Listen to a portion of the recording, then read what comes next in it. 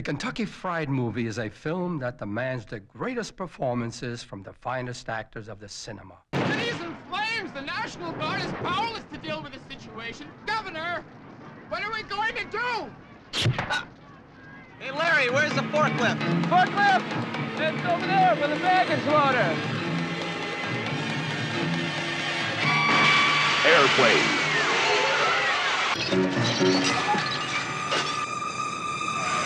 He's coming right at us! Surely you can't be serious. I am serious. And don't call me Shirley. But first, Roger begins with Airplane 2, the sequel. Well, I laughed all the way through the original Airplane, which was a scandalous and scatological satire on all those airport movies. But I only laughed about halfway through the sequel, which has a great title, Airplane 2, the sequel. But Part 2 was not made by the same people who made the original Airplane. It stars a lot of the same actors, including Robert Hayes, Lloyd Bridges, Julie Hagerty, and Peter Graves as the perverted pilot. And it uses exactly the same formula, a combination of sight gags, puns, one-liners, and bizarre exaggerations of every airplane movie since The High and the Mighty. Here's a typical scene. The stewardess is briefing the passengers on a trip to the moon. Please listen to me. I want to tell you what's going on with the ship. Right there. Thank you. We've been thrown off course just a tad. Miss? What exactly is a tad? In space terms, that's about 500,000 miles. Oh, that's interesting. The bumps you feel are asteroids smashing into the hull of the ship. Also, we're headed right for the sun and can't seem to change course. Miss, are you telling us absolutely everything? Not exactly. We're also out of coffee.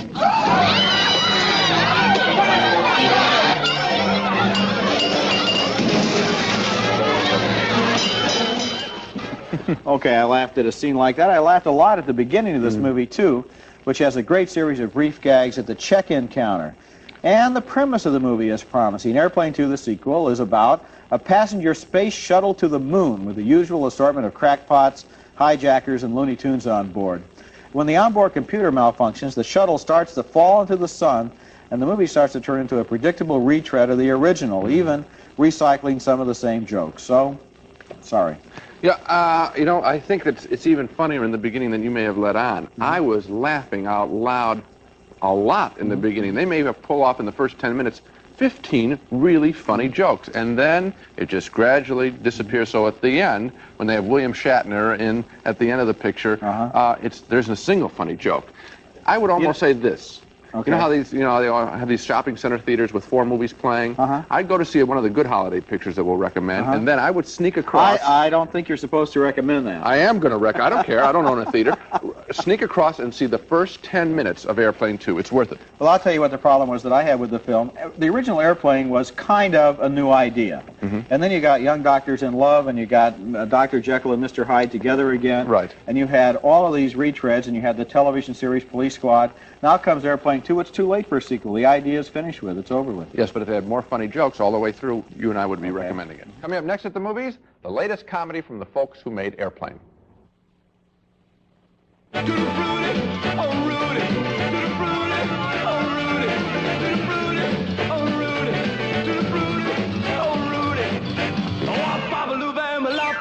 This film is called Top Secret, and it's the latest movie parody from the 3 young filmmakers who made the surprise hit Airplane a couple of years ago.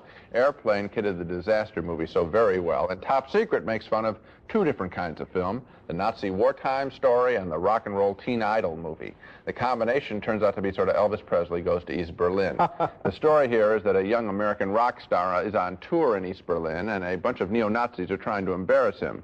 In this scene, the rock star has just rescued a pretty young woman from the East German police. Thank you. That was very kind of you. My pleasure. I was looking for someone to dance with. You're an American. That's right. My uncle was born in America. Oh, really? But he was one of the lucky ones. He managed to escape in a balloon during the Jimmy Carter presidency. I bet he's got a lot of great stories. Yes. He would tell me about all the large houses and expensive cars, and how the young people waste their time watching television and listening to rock and roll music. What's wrong with television? Not all television. MASH was okay, and the old Mary Tyler Moore Show. It just seems like the young people of America take their freedom for granted. No, wait a minute. I don't think you're being fair. You know, my history class once spent an entire week in Philadelphia. Maybe so. You can talk about freedom all you want, but still, you don't know what it's like to have to fight for it.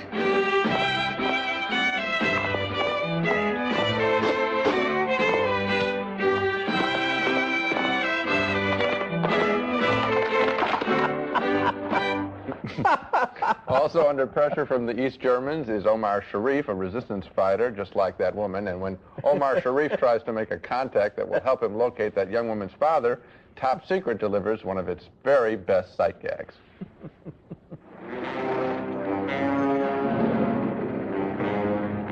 Driver, why are we stopped here? This isn't the Howard Johnson's.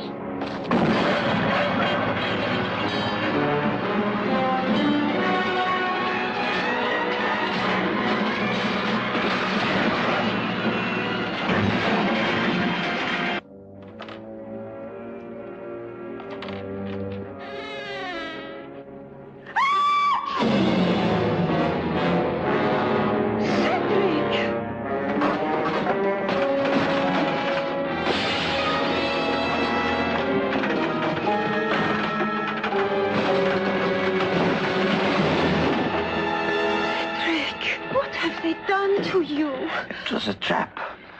They must have known I was staying at the Howard Johnson's.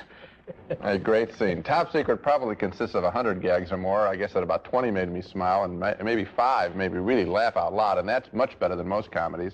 But what this film is missing, I think, is any kind of coherent story. It is constantly flipping back and forth between its espionage story and that rock and roller Val Kilmer singing a bunch of his hits. That split personality suggests that this film may have been made by a computer, featuring parody for adults and pop music for the kids in the audience. That's too bad, because Top Secret is an okay comedy as it is, but it would have been so much better if they had just stayed with one film or the other. So it only gets a marginal thumbs up from me. It gets a big thumbs up from me. You only laughed really loudly 5 times. I must have laughed really loudly 20 times. You know, I'll take you to see it again, and I'll explain some of the jokes. Okay, thank you. Because after all, Gene, first of all, on Conan, you want a meaningful relationship. Yes. Now on Top Secret, you want a better story. This is the summer. This is not autumn yet, you know. I don't change my standards according to the calendar. Well, I think what you're missing on this picture is that a coherent story is totally pointless in a movie that is totally made up out of one-liner sight gags and blackouts. Oh. This movie is utterly silly. It's not really a spy movie, so it doesn't really need a story. Well, then you would also say that Airplane could have thrown in anything it wanted to. Airplane was very good because it parodied one specific kind of film. I'm just saying this would have been better when they cut away for 5 different rock numbers, it seems like.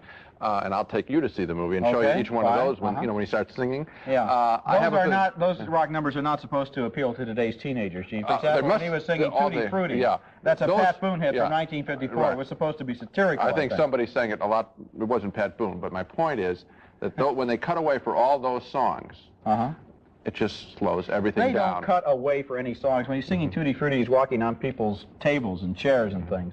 I think it's a funnier movie than you think it is. Next at the movies, Bette Midler gets kidnapped, and her husband thinks that's just great. Give me your keys. I don't believe this. Give the bag to Bozo, drop the gun, and put your hands in the air. The next movie is named Ruthless People, and it stars Danny DeVito in another great role. He's really hot lately after Romancing the Stone and Wise Guys, and this time he surpasses himself as a guy who absolutely cannot stand his wife, played by Bette Midler. The strength of his passion is what makes the movie so funny. There's always something sort of liberating about movie characters who are cheerfully selfish and corrupt and cynical and enjoying it. In this scene, DeVito has lunch with his mistress and talks about his wife. I want the rest of that money. His money, her money, it's my money. I had to live with that squealing, corpulent little toad all these years. God, I hate that woman. I hate the way she licks stamps. I hate her furniture. And I hate that little sound she makes when she sleeps.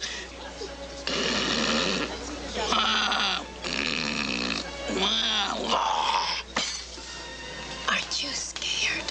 Scared? Hell no. I'm looking forward to it.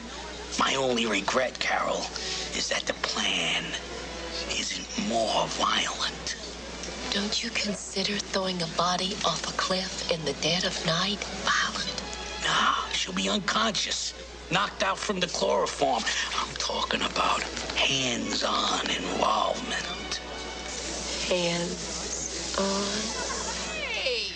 But before he gets a chance to murder his wife, she is kidnapped by two people who hate her husband. And here she gets to know her kidnappers and finds out that Vito doesn't want to ransom her. Mr. Stone pays the ransom. Well, what's the problem? What is the ransom? It was $500,000. That shouldn't be a problem. He complained. He complained? And then we dropped our price to $50,000. Yeah? He didn't pay. He didn't pay? So now what? So now we're dropping our price again to $10,000. Do I understand this correctly? I'm being marked down? The plot of Ruthless People is bewilderingly complicated, but that's part of the fun. One of the characters, for example, can only be described as DeVito's mistress's boyfriend. He's kind of a dumb lug who gets everything really wrong with the ransom drop. Everyone in the movie overacts, especially Midler, and that's also part of the fun. Danny DeVito is my favorite part of the movie. With his absolute obsession with his own selfish goals, he sort of reminded me of, for example, Dudley Moore in a movie like Arthur. Judge Reinhold is very good, too. You may remember him as Eddie Murphy's partner in Beverly Hills Cop. He has a kind of boyish innocence about him that makes him an ideal comic kidnapper. You never believe he'll ever harm a hair on Bette Midler's head, and with her hairdressers, who needs to? Ruthless People is silly and preposterous and a lot of fun. Oh, I think it's a lot of fun, too, and Danny DeVito is marvelous. If I had to complain about the film, I wish there were more of Bette Midler, because I think she's as funny a comedian as he is. Yes, she is. And I wish that they had done it this way. Start the movie with their marriage and show how bad it is between them. Then they go to He Wants to Kill Her, because I think if the film has a weak point, it's the playing out of the kidnapping, and it would have been much funnier to see Midler and DeVito go at each other, because he's spectacular and she could have been right with him. You know what I like so much about DeVito in this movie, thinking about it, is he has sort of a benign evil about him. Oh, he's cute. I mean, in the scene that we saw, yes, where he's talking to his mistress, how much he hates her.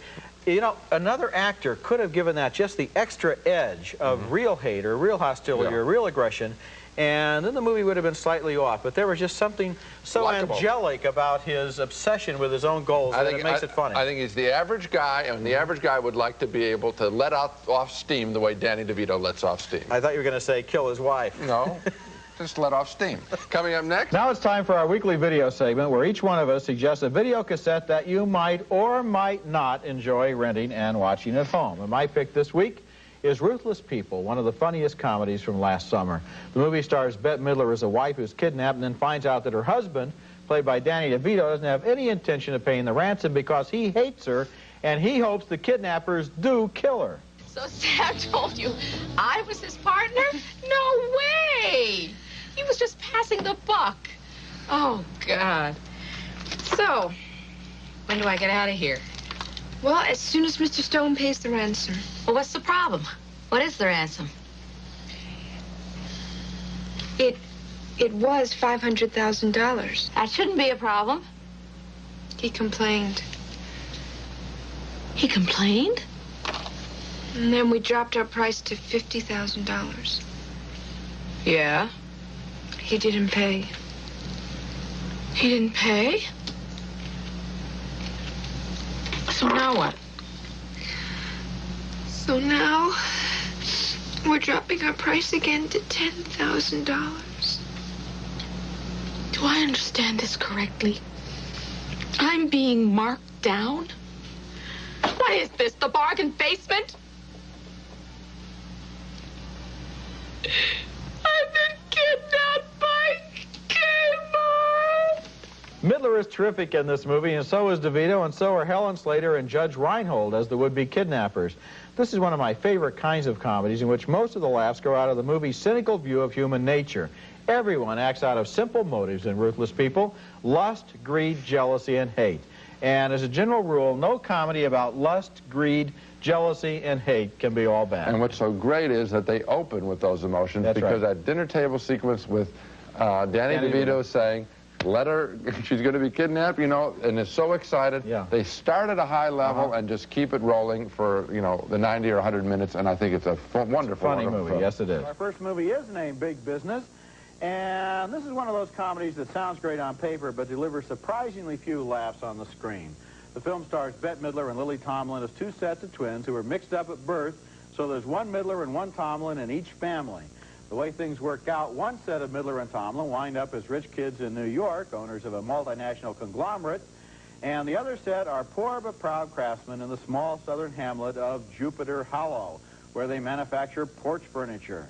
The New York pair owns Jupiter Hollow, and so when the New York Midler decides to sell that little town to an unscrupulous Italian who wants to strip mine the town out of existence, the Southern sisters decide to go to New York to protest the sale of their company. Leave town? Go to New York City?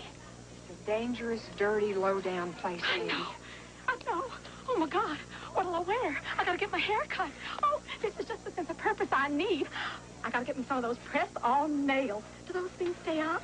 I wouldn't want them flopping off in any of those fancy nightclubs. Listen, nightclubs, this is business, and you get a grip on yourself. We're going to New York City. In New York, all four sisters wind up checking into the Plaza Hotel at about the same time. And since both sets of sisters look exactly identical, that leads to all sorts of confusion at the reservations desk. I want a room, and I want it now. Yes, ma'am. I can give you the suite right next door. It's identical. I'll have the bellboy take up your luggage. The whole middle hour of the movie consists of variations on the same theme, which is how the various twins just barely miss running into each other. Moron. This leads me to a basic rule of comedy, Gene, which is that it's never funny when two people just miss running into each other. It's always funny when they run into each other and don't expect to, but the other is never funny, and that causes big, big problems for big business, which might have been a funnier movie also if they'd spent more time on developing the opposing personalities of these various twins and less time on that endless series of sight gags in which one twin disappears around the corner just when the other pops up. The movie does not represent the best work of either Midler or Tomlin, who both seem curiously muted here in contrast to the sharp-edged characters they usually play. The plot grinds lifelessly through a series of predictable encounters and non-encounters until the big moment when the two sets of twins finally meet. And you know what happens then? After a brief scene where the four women realize who they all must be, the movie cuts to the next scene. We never get the scene we were waiting for all along, where they actually say, hey, we must have been mixed up at birth. You're really my sister. I wanted to see both Tomlins get their revenge on both Midlers, and that priceless scene is missing. Well, I had some problems with the film, too. I think I liked it a little bit more than you because I would say that one character or one actress is working close to the top of her form, and that's Bette Midler. In her characterization as the tough-talking, brassy owner of the company, the smart sister, that's the brassy Bette Midler that we enjoy. And when she's the country Bette Midler, in her opening sequence, she is also extremely funny because she's yodeling. And to hear Bette Midler on stage yodeling and prancing around the stage is very funny. I agree with you that the movie, Tomlin is pretty much of a washout for me in both characters, except for one thing. She has a funny bit involving a snake hand that's putting a curse on somebody. I guess my expectations may be very high when I get these two people and this premise, and I saw a lot of, I know what you're talking about, a lot of physical stuff rather than encounter stuff. Yeah. When they do meet, it's very funny, but not played along. Not played out and not played the way it should have been. I agree with you that of the four sisters, so to speak, the brassy New York Midler is the best of the four, but still not with all the stops let out, and so that when she does have those funny zinger lines, they're good, but there aren't enough of them. I think she's funnier than that. I think the movie's a little funnier than that. Our first movie is named The Naked Gun, and quite frankly, I don't believe this film either requires or even makes possible a serious review. It is a completely dizzy, crazy, wacko, goofy, irreverent satire on police thrillers, and all I can tell you is I laughed a lot, out loud. That's the review. The movie's plot is only an excuse for a series of one-liners, sight gags, slapstick, and satire, and a lot of it goes exactly like this. Same old story. Boy finds girl, boy loses girl, girl finds boy. Has some very funny moments as a criminal sidekick. The movie stars Leslie Nielsen as a law officer who is investigating a bizarre criminal ring led by mastermind Ricardo Montalban, a man whose most prized possession in the whole world is his priceless fighting fish. I'm investigating the attempted murder of one of your dock workers. Well, this certainly comes as a shock to me, Lieutenant.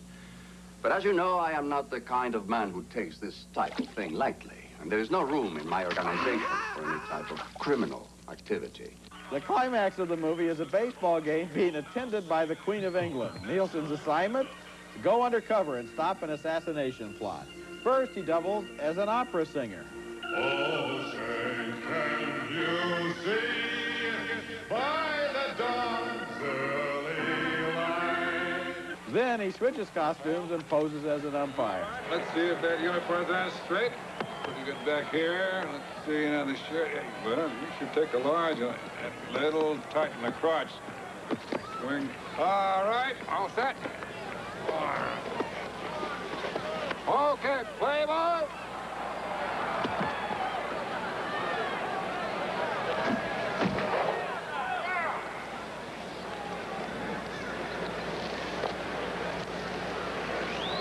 Strike.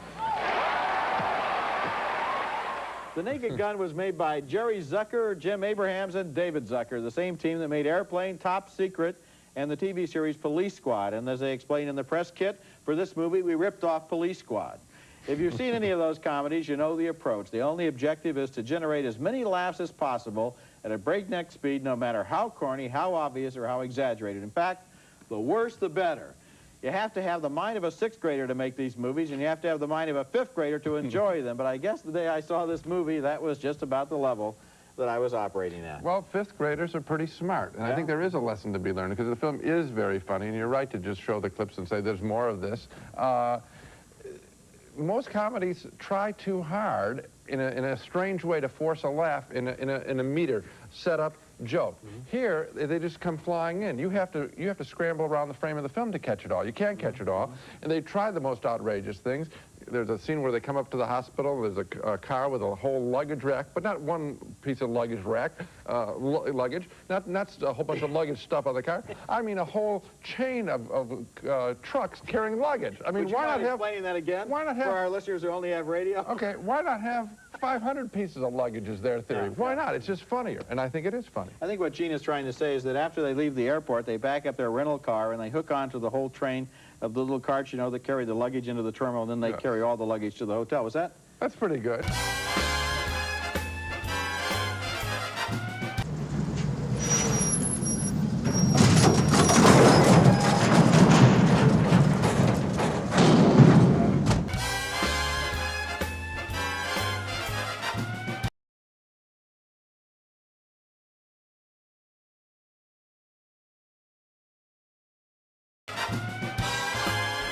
Good. It's pretty good, yeah. I think I even like the scene we just played right here.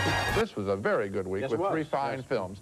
Vincent, Mississippi Burning, and The Laugher, The Naked Gun. And all three in totally different directions. That's the funny thing about this job, is that you really have to shift gears, because how can you go from The Naked Gun to Mississippi Burning to Vincent? You have to be extremely versatile. I'll take a week like this anytime. And I will too. When we come back, Ghost with Patrick Swayze communicating with Demi Moore from Beyond the Grave.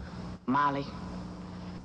Our next movie is named Ghost, and the ghost in the title belongs to Patrick Swayze, an investment executive who has just moved into a new apartment with his girlfriend, Demi Moore, when he is killed one night by a mugger. His ghost stays on the scene, however, and discovers that he wasn't a victim of random violence.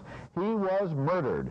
The ghost uses a psychic, played by Whoopi Goldberg, in an attempt to communicate this idea to Demi Moore, but at first Moore remains completely unconvinced. It says he loves you. Sam would never say that. Ditto, tell her ditto. That was ditto. Ditto.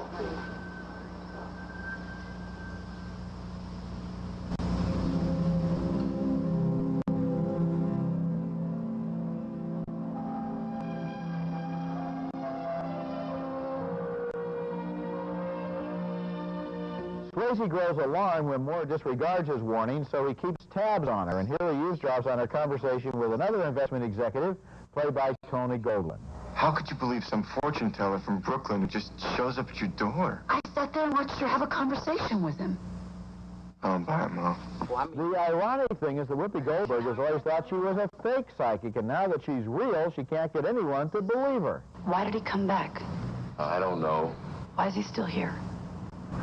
He's stuck, that's what it is. He's in between worlds. You know, it happens sometimes that the spirit gets yanked out so quick that the essence still feels like it has work to do here. Would you stop rambling? I don't think I'm rambling. I'm just answering a question. He's got an attitude now. I don't have an attitude. Yes, you do have an attitude. We're having a little discussion. Well, a lot of things I like in Ghost, among them the movie's mixture of humor and the supernatural. And I also like the whole gimmick of Swayze using Goldberg to communicate with his lover, Demi Moore. What I didn't like was that the movie could have been so much brighter and smarter than it is.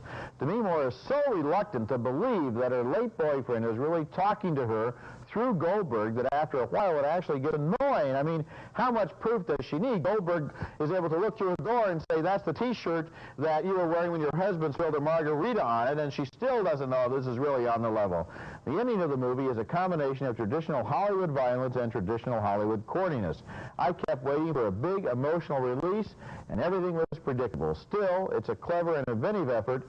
I liked it, but I didn't like it enough to recommend it. I do like it enough to recommend it. There are some flaws in this picture. I think that, however, you're really incorrect. At the point at which the through-the-door T-shirt sequence, that's late in the film, and at that point, I believe that she does believe as much as you could possibly believe. At that point, she should absolutely believe. Gene, why are we still playing this game? Because, Roger, if I were to play some of those tricks on you, there would be part of you, even as a reporter, as a skeptic, you say, what the hell is going on here? You do not believe that someone next to you who's left you is talking to you. You just don't buy that. So that's healthy skepticism. Beyond that, I think the film is romantic, and that's, I think, the thing that you didn't focus on. I had one problem with the scene where Swayze realizes that if he ever wants to touch Demi Moore again, he's going to have to do it through Whoopi Goldberg's body. Right. And he occupies her body, and then Goldberg reaches out and takes Demi Moore's hand, and and then they cut so that we can see that it's Patrick Swayze holding her. I thought it would have been ever so much more poignant if it had been the two women. In other words, why should we be able to see it's Patrick Swayze? Where are the rules here as to who is seen as what? I agree with you. Again, that occurs, now you're talking about almost the very end of the picture, and I think that's a mistake, a legitimate mistake, but I don't think that you've given the full richness of this. But you said there are lots of things you like. I think that the picture is pretty rich. I had a problem at first with Whoopi Goldberg seemed like so contemporary in this fanciful story, and then she got good after a while in the picture. She hasn't been good in a movie in a long time. You always like any movie that has to do with love that comes back from beyond the grave. There's never been a single movie like that you've disliked. You think that Me Alone? Me Alone? And how about the rest of the world? It's a kind of a soft spot with you. I think for me, and I think most of the world, which is probably why they keep making them. Okay, well then this is a movie for the rest of the world. Coming up next, a legend returns to her hometown, and a rebellious teenage girl is convinced she's the famous woman's daughter. Winona Ryder stars in Welcome Home, Roxy Carmichael. God, you scared me. And that my idea of a family vacation was to go and work on the Alaska pipelines for the summer. And? She cried for 3 days. That's Winona Ryder as a teenage girl who doesn't seem to fit in anywhere in a new movie named Welcome Home, Roxy Carmichael, and that was Lila Robbins playing the high school guidance counselor who understands her even if nobody else does. Ryder dresses all in black. She leads a secret life. She's unpopular. She has food thrown at her in the high school cafeteria, but she doesn't care so much because she has a secret. She thinks she's the daughter of Roxy Carmichael, a girl who left town 15 years ago to become famous for what the movie never says, and is now coming back for a big visit. Ryder shares that and other secrets with Thomas Wilson Brown, who plays the boy who would be her boyfriend if she weren't always driving him away. God, I want to kiss you so bad right now, Dinky. It's good to want things. You have to give the movie credit for moments of sincerity like that, but it also commits big moments of awkwardly contrived comedy, as in a scene where businessman Jeff Daniels is attacked by a saleswoman's jealous boyfriend. It is extra for the hurry. Right. Here. Extra. Here.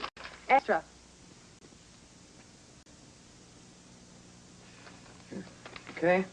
All right. Go.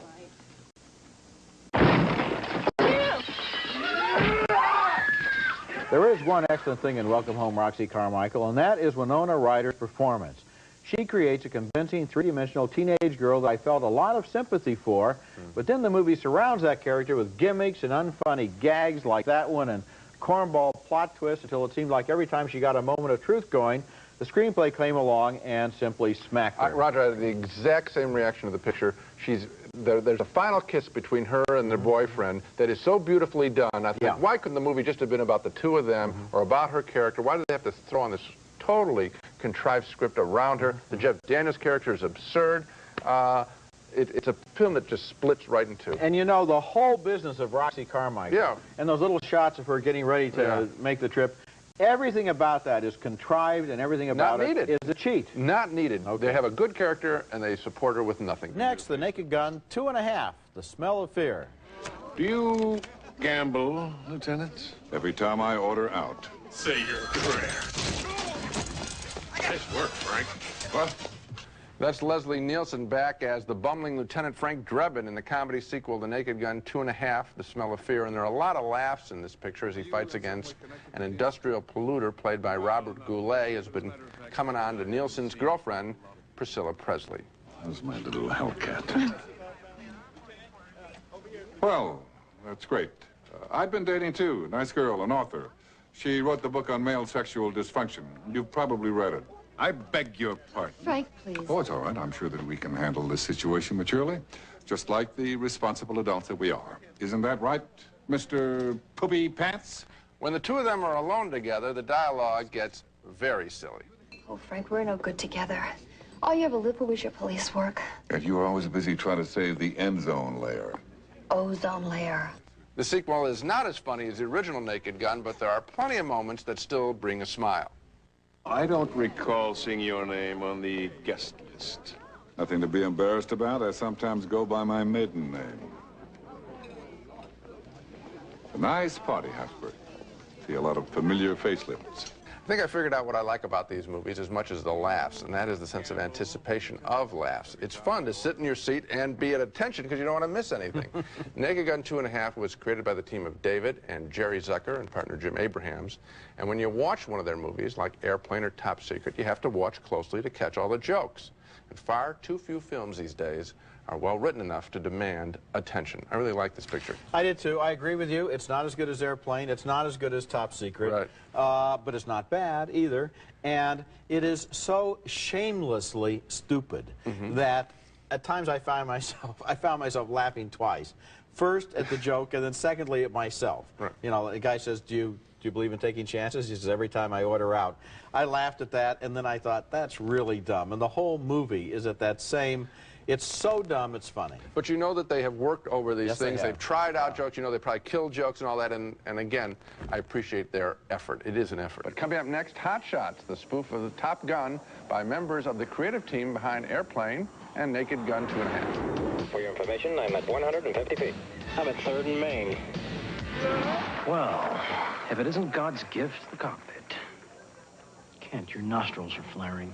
That's Charlie Sheen playing with the Tom Cruise role in Top Gun and the new comedy spoof Hot Shots from a couple of the same people that helped make the Airplane and Naked Gun movies. And when this picture started, I thought, uh-oh, too much of a good thing with Naked Gun 2.5 just having opened a month ago. But you know, you can't stop yourself from laughing at a good joke, and there are plenty in Hot Shots, starting with the moment where the young test pilot passes by an attractive woman on horseback on his way to his naval air base. This spoof should kill all such scenes from now on.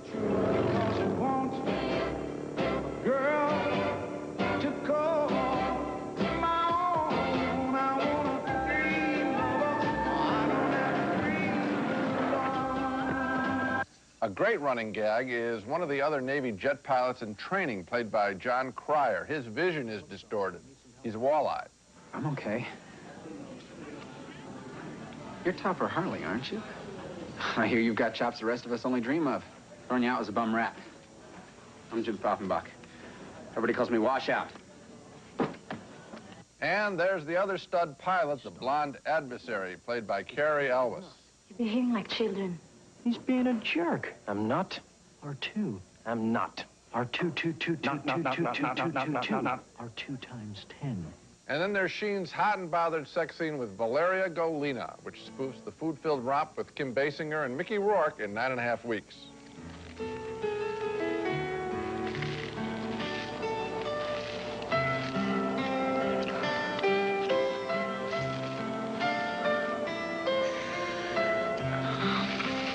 That's pretty funny stuff, and actually the only extended period of the movie that isn't funny is a romantic flashback and parody sequence in which some famous movie scenes, like from Superman and Gone with the Wind, are kidded rather predictably one after another. The best moments in these films occur when we're caught by surprise, like early in Hot Shots with some jokes about Kevin Costner and Dances with Wolves.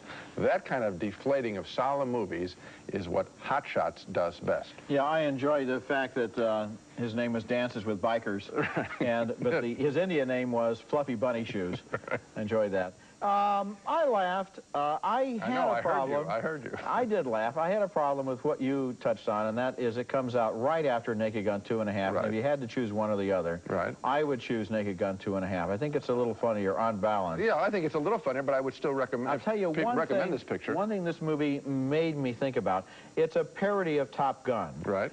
But how about if somebody made a real parody now? Because it's more like an airplane Naked Gun movie with the Top Gun subject matter rather than a real parody of Top Gun, which could be a little deeper and a little more subtle. Let me tell you something about that. I think that is too sophisticated for today's audience. Steve Martin tried that with Dead Men Don't Wear Plaid, you know, where it was a dead-on parody, not little bits, and it didn't fly at all. And I think that I'm afraid that people's attention spans today, they want the short, little, compartmentalized joke. Yeah, but that doesn't mean that we as critics have to get down on that level with them, Gene. But we can keep our own high standards. Yeah, you got down on the level by liking Naked Gun 2.5. I'm just explaining why I don't think that picture would work. But I think this picture is fun. One man against 3,000. Is he a madman?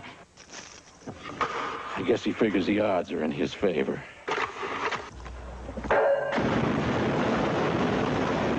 Charlie Sheen plays a hero very much like Rambo in Hot Shots Part Deux. I wonder if everybody will know that Deux is French for two. I don't think so, but who cares? It's the sequel to the hit comedy Hot Shots, which, like Airplane and Top Secret and Naked Gun Part 2.5, is a series of non-stop gags, mostly based on movie satires. In the film, Sheen, like Rambo, is retired to the East to lead a life of mystic contemplation, but his old commanding officer, played by Richard Crenna, appeals to his patriotism by telling him a story. And when those bears returned and discovered that mess, do you know what happened then, Topper? No. That little blonde girl got scared. Ran away. So what you're saying is that little blonde girl is me? If this is about me coloring my hair... Topper, they didn't make you this fighting machine. They just cooked up the porridge and went for a walk. Sheen agrees to go on a Middle East rescue mission, and along the way, he meets an old flame, a beautiful intelligence officer, played by Valeria Golino.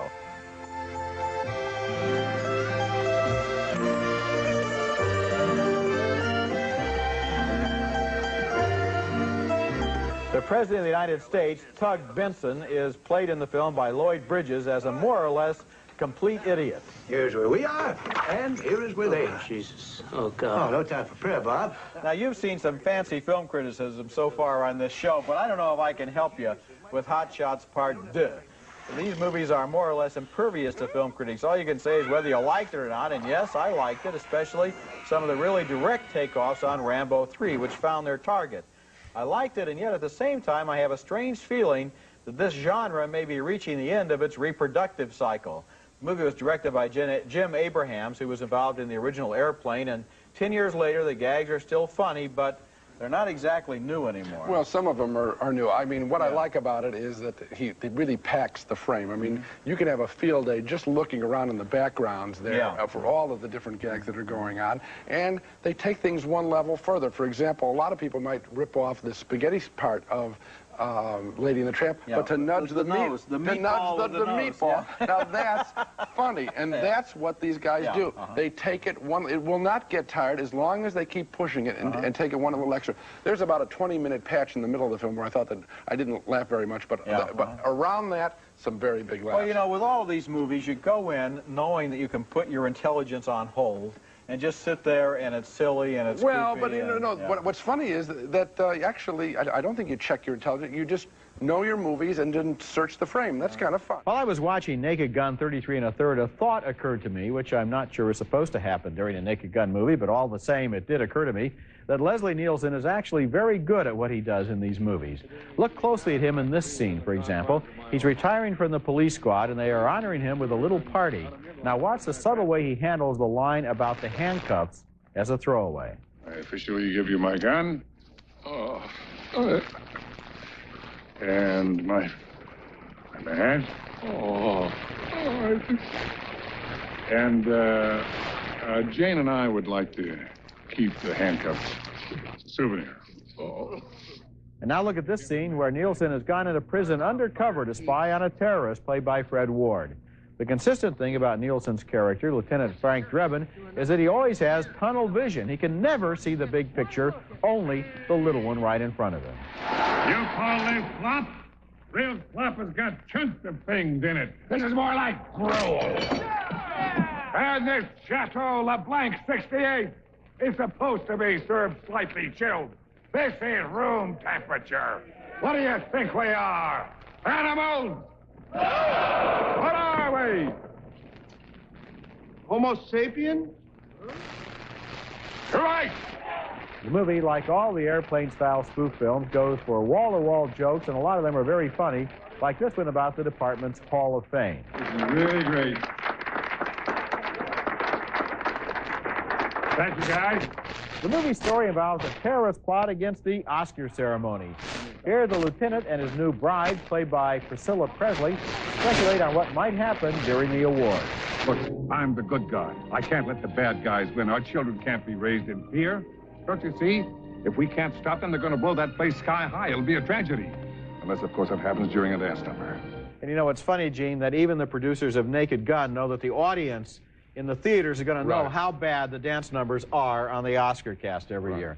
I laughed a lot during Naked Gun 33 1/3, especially during an opening sequence that takes off on Battleship Potemkin and The Untouchables simultaneously. I didn't like the second Naked Gun movie so much, but I did like this one, especially for the way Leslie Nielsen stands there completely unflappable in the middle of total chaos, micromanaging all the tiniest details while completely missing the big picture. Well, you know, it's funny, you mentioned that you thought of Leslie Nielsen during this picture. I did too, and in my newspaper review, I said the same thing, that this guy isn't getting enough credit for what he does in being the straight man for these very funny jokes. And they're written, just to comment again on what you said about the dance number gag line there, they're writing smart. They assume that we'll get the jokes. They throw so many at us that if you get half of them, you're going to have a very good time. But also, you know, acting is just as hard if it's in a comedy as if it's in a tragedy. It may be harder. And if he were to give the slightest hint that he was in on the joke, if he were to try to push it a little bit, or to make sure that we got it, it would fall flat. It is his complete blankness in the face of the most appalling things that happen to him and are done by him that make it so funny. An ego could have been created through these pictures. He's a bigger star than he was before the series started. So in some way, there would be a natural impulse to, you know, I get what's going on. He never succumbs to that. He's very good. Naked Gun 33 1/3, the final insult, is the third movie in the Naked Gun series, and a very funny one, just as good as the first one, is starring once again Leslie Nielsen in a very skillful and understated performance as the bumbling Lieutenant Frank Drebin of the police squad. This is a guy who never has a clue about anything that's going on around him, and that's true even at the end of his career as the movie opens with his retirement party. I officially give you my gun. And my badge. And Jane and I would like to keep the handcuffs. It's a souvenir.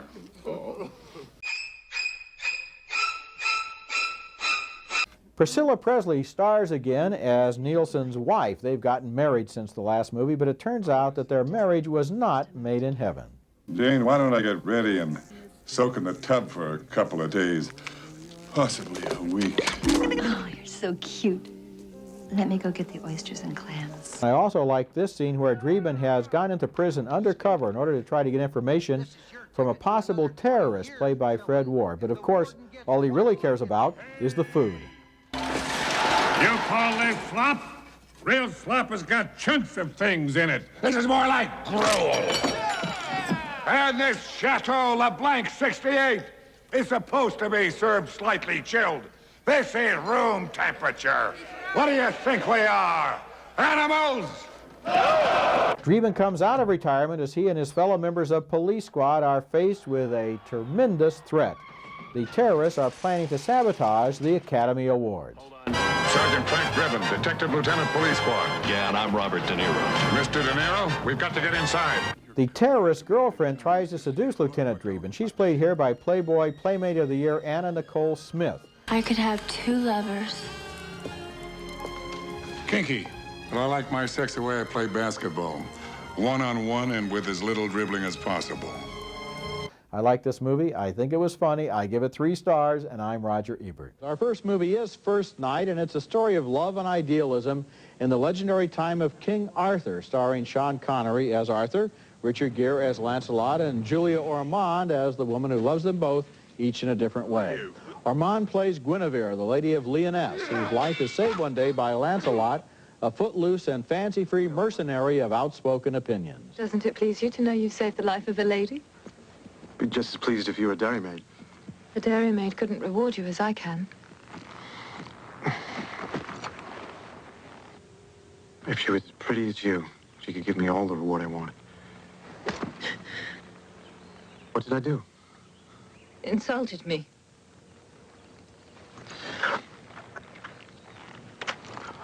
Now I've insulted you.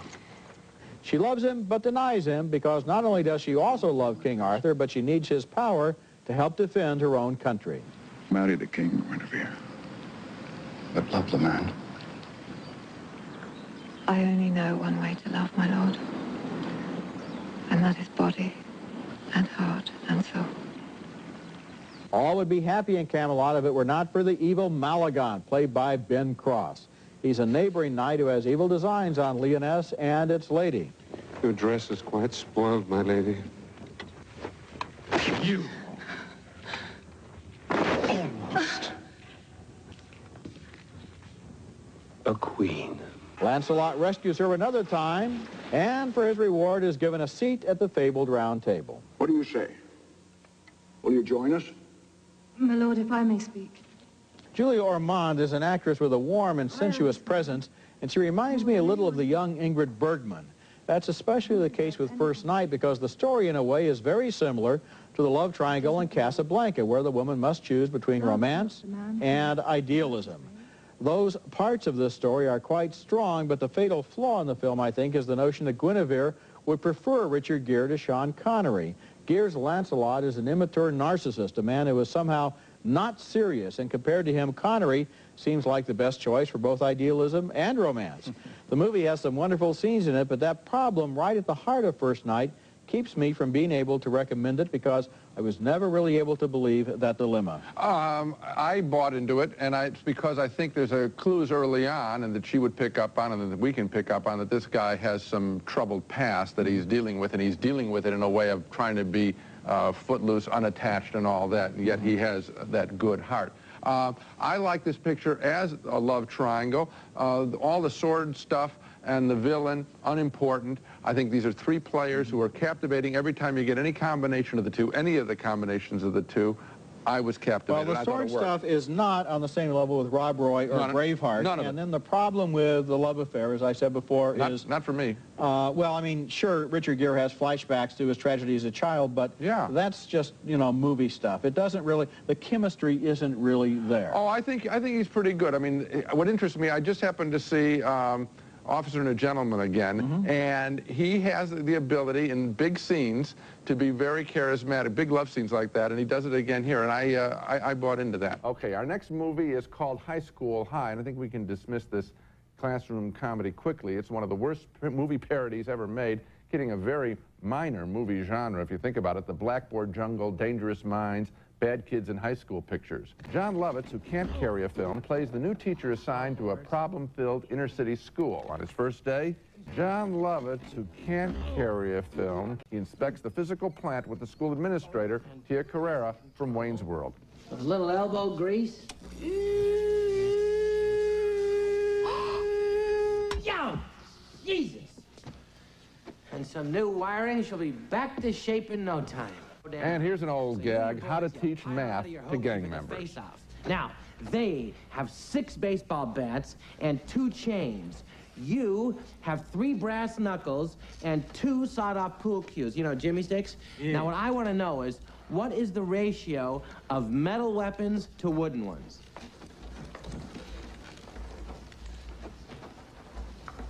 Mr. Clark, no, over here. There are a few laughs in High School High, which surprised me because some of its writers helped create the very funny Naked Gun movies. High School High, however, misfires constantly. Oh, how I wanted this movie to end quickly. Oh, me too, Gene. I was really disappointed in it. And you know, a lot of those spoof movies take on targets that can kind of deal with it, like the Naked Gun, the Navy SEALs, Airplane, and so forth. You know, our inner city high schools are in such desperately sad shape that this movie was kind of like kicking somebody when they're down. It's just not that funny to talk about what terrible places a lot of these schools are. The genre doesn't really exist that much. No, I mean, you know, I mean, every once in a while we get a blackboard jungle, but that's about having somebody grow up. Yeah, but there are a lot of movies like that. Lean on Me, The Substitute, there have been a lot of them. And my next choice, High School High. It's a mean parody of the inner city high school dramas like Blackboard Jungle or more recently Dangerous Minds. John Lovitz from Saturday Night Live plays a new teacher in a bad neighborhood. Listen to me, boys. Put your boats out of your cars right now, and we'll settle this in an adult manner, like a fist fight. This is a dubious category for parody at best, a genre nowhere near important enough to be lampooned. Right, or if you want to lampoon it, at least go all the way and don't pull your punches, because by the end of this movie it turns sincere and it tries to involve its, you know, it wants to pay off the plot in a nice little feel-good scene at the end, as if it was only kidding at the beginning, and that's too bad. They lost their nerve. Well, even a bad idea, and then they didn't do it. Okay. I love my Rosa as much today as I did the first time I forced myself on her. But, how about this one here? Breasts like cabbages. The late Lloyd Bridges gives a toast in a parody of the famous wedding scene in The Godfather, which along with Martin Scorsese's Casino is the latest subject of parody in the new comedy Mafia, directed and co-written by Jim Abrahams. Abrahams was part of the creative team behind Airplane, the parody that kicked off this genre way back in 1980. But Mafia is not in the same class as his earlier work. It doesn't have as many laughs. For example, here the Michael Corleone character prepares for his hit on a crooked cop. But as I watched this scene in Mafia, it just made me admire the original scene in The Godfather. Egidio Cabanetto, posso?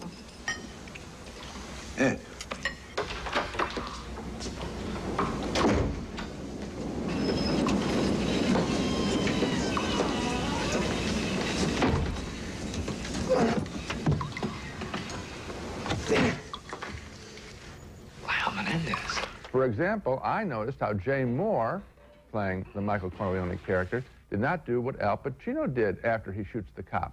As he walks out of the restaurant, Pacino flips the gun out of his hand as if it were boiling hot.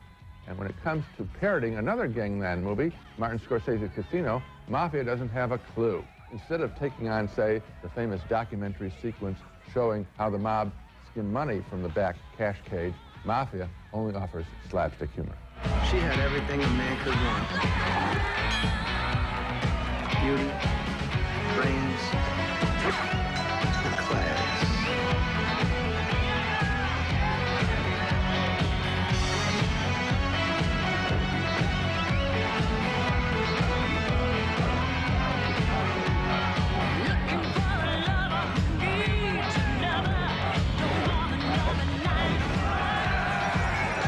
What a dismount. I fell in love right there. Now, I don't know what's going on there. Is that some kind of riff on the pole dancing sequence in Showgirls? I think the time for mobster parodies may have long since passed. Certainly for a movie about killers, Mafia doesn't hit any of its targets. Oh, it hits some of the targets. I like the opening title, which makes fun of Robert De Niro getting blown up in his Cadillac, and I love the but it's so predictable. The cattle prod scene, and I also love some of the games they play in the casino. For example, that was funny. Oh, yeah. Guess the number, and the guy puts his money forward. He says 2, and the dealer says, "I'm sorry, sir. I was thinking of 3." Well, there are some laughs in this movie. Yeah. Not enough to recommend it, but it is fun. Oh no, the game I liked is when they were playing. The dealer was playing hooks and ladders. Yeah, well, that was yeah. There are some laughs in it, and that one, just that one little chunk there, nothing much. You know what I think the problem is? One of the problems. This movie is coming out, has the great misfortune to come out a week after There's Something About Mary. Oh, yeah. And if you want to go to a comedy, that's the one to see. Oh, absolutely. Oh, there was one cute sign, now that I think of it, in front of the casino. Welcome, compulsive gamblers. Yeah, well, I like it when he tips the doorman. Keep the car. Okay. Coming up next, the creators of TV's outrageous South Park star in the new comedy, BASEketball. Are all these kids with you? Oh, yeah. Yeah, I've been the director of the Dream Come True Foundation since October. Oh, the ones that grant wishes to sick and dying kids, right? Oh, well, we prefer to think of them as health challenged and survival impaired. And that's an example of the sick would-be humor in our next film, BASEketball, which is nothing more than a collection of mostly stupid physical comedy jokes centering around a silly game that combines elements of baseball and basketball. It stars, in their big screen debut, the team of Trey Parker and Matt Stone, the creators of the hit animated TV series South Park. Here they play a couple of goofy friends, the kind of guys who crush beer cans on their foreheads. When they're challenged to a game of 2-on-2, they improvise a new game that they know they can win. Like a singles from the free throw line. Right, and a doubles from the top of the key. You can't shoot from the same place twice. But a triples from back here, and a home runs from behind the meatballs. You miss, you get an out. Ready? Break. Break. What is that, man? You can't spit beer at me when I'm shooting. No, that's the way we play in the hood. I can do whatever I want to make you miss your shot. Now, my first problem with this totally unfunny movie is that the game of BASEketball isn't enjoyable to watch. For one thing, the heroes sink more than 90% of their shots. Wow, is that boring? As for defense, the primary tactic here is to psych out the shooter. And those jokes aren't funny either. Ow! Come on, man. What the... Head Nugent. Oh! Oh! Tip in. Double play. That's 3 outs. What? He's got a runner on third. This could bring him home. Hit this, man. Oh! Dude, we win the game. Dude, that was a sweet psych out. And that trash talking is where BASEketball should shine. Those psych outs should be funny, but they aren't. BASEketball was directed and written by David Zucker, part of the creative team behind the wildly successful Airplane and Naked Gun comedy spoofs, but BASEketball parodies nothing, and it actually turns out to be a meaningless project. Maybe we're showing only on a giant video screen in a sports bar where everyone is quite drunk. Unfortunately, I was sober when I saw this picture and found it to be a complete waste of time. Boy, I did too, Gene. This movie is totally clueless. You know, these guys in their TV series are so sharp and so funny and so right on, and here, you know, at least to their credit, they didn't write this material, they just acted in it. And actually, Stone and Parker are pretty good as actors. I mean, considering this is their first time on the big screen, they are relaxed. They could be in a comedy like this that could have been a lot better, and they would have been good at it. I'm talking about the material here, and not their performance. Oh, the material stinks, but you could have picked any two people out of any drama school to do just as good a job. Well, they're not asked to do anything. No, well, to get back to the other point, this movie really stinks. I mean, it's just not funny. How could they make the game? How could they make the game uninteresting? You would think you start with that. I don't know. Why make it? Why have it? And they start out with some pointed satirical stuff about pro sports. They make fun of the sponsored arenas, such as Preparation H Arena. I thought that was funny. I thought, oh, this will really zing pro sports. And they forget all of that, and they get involved in this stupid game. Now, here's another lousy comedy from my list of the worst movies of the year. In fact, its title is BASEketball, a melding of baseball and basketball, in which two teams take turns shooting free throws while their opponents try to psych them out by distracting them with verbal insults and sight gags. Guess I'll take my shot now. Sure, if I make it so I can get home quick and smack my wife in the eye, yes, sir. Shut up, Reamer. Those are Trey Parker and Matt Stone, creators of the animated TV hit South Park. But not only are they not at all funny in this movie, there's another problem. The shooters in BASEketball almost never miss. I'll bet the percentage of shots made in this film exceeds 90%. And there goes any tension in the scoring and in the outcome of the movie. Nobody misses. How could they blow that one? It wasn't a good movie. I have a question, and the question is this. Is the genre of movie spoofs over and dead and done for? I ask, having seen Scary Movie 3, which is no better and probably worse than most of the countless other movies that feed off the bodies of hit films. We get about 2 of these movies a year. At first, they were funny, and I laughed a lot, and I'm laughing, though, less and less these days, and this time I didn't laugh very much at all. This is your wife. She broke her wiener? The movie targets a lot of popular films, including 8 Mile, with Simon Rex playing Eminem, but this is more like a replay than a satire.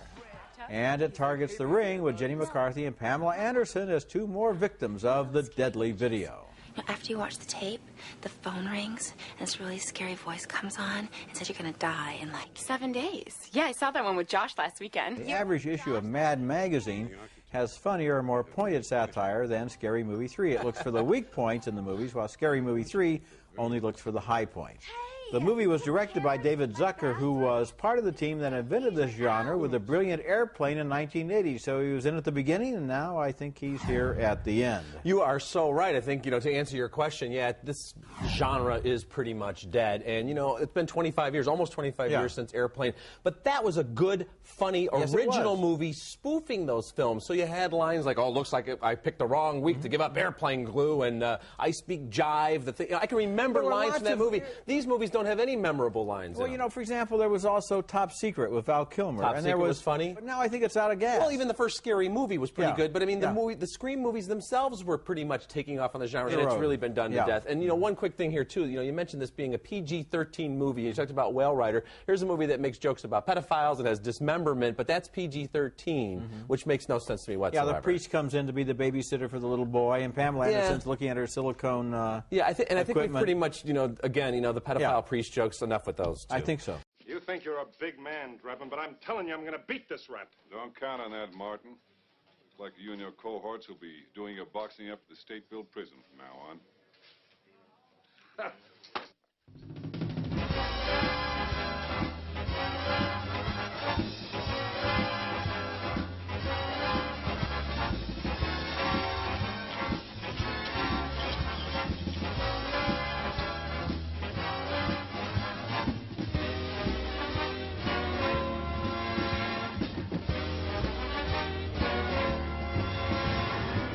Tune in next week for another exciting story from the files of Police Squad.